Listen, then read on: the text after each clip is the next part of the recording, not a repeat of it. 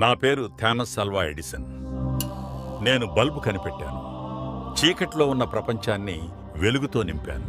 ఈరోజు ప్రపంచమంతా వెలుగులతో నిండి ఉంది అంటే దానికి పునాది వేసింది నేనే. నేను ఒక క్రైస్తవుడిని. కానీ ఈరోజు కొంతమంది క్రైస్తవులు మా దేశంలో ఉండొద్దు, వీళ్ళని తరిమేయాలి అంటూ క్రైస్తవులను తిడుతూ బైబిల్ని తిడుతున్నారు. మీరు ఈ రోజు నుంచి లైట్స్ వేసుకోవద్దు, చీకట్లో ఉండండి అంటే బాగుంటుందా? ఆలోచించండి.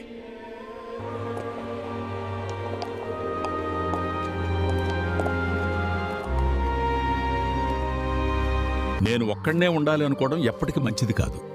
ఒక్కసారి చరిత్ర చూడండి. ఒక హిట్లర్, ఒక గడాఫీ, ఒక స్టాలిన్, ఎందరో నియంతలు నేనే ప్రపంచాన్ని ఏలాలి అనుకున్నారు.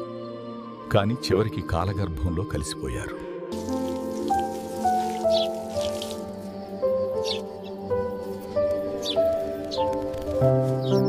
మనం పుట్టుకతోనే మతం పూసుకొని పుట్టలేదు. మతం అనేది స్వాభావికంగా, అంటే పుట్టుకతో రాలేదు. మతం అనేది మానవుడు పుట్టగానే వెంట వచ్చే శారీరక లక్షణం కాదు. మనిషి పుట్టిన తర్వాత సమాజం, కుటుంబం, సంస్కృతి ద్వారా నేర్చుకునే ఒక వ్యవస్థ. ఇది పుట్టుకతో వచ్చేది కాదు, పెరిగే పరిసరాలను బట్టి మారుతుంది.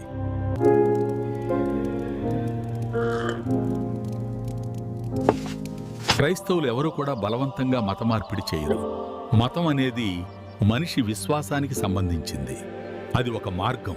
మనం చనిపోయాక ఎక్కడికి వెళ్తామో తెలియజేస్తుంది. ఆ మార్గాన్ని ఎంచుకోవడం మన ఇష్టం. కాబట్టి ఆలోచించండి. ద్వేషంతో కాకుండా ప్రేమతో ముందుకు వెళ్ళండి. ద్వేషంతో అందరిని దూరం చేసుకోవడం కంటే ప్రేమతో అందరిని దగ్గర చేసుకోవడం మంచిది. అందరూ కలిసి ఉండాలి. అందులో క్రైస్తవుడు ఉండాలి.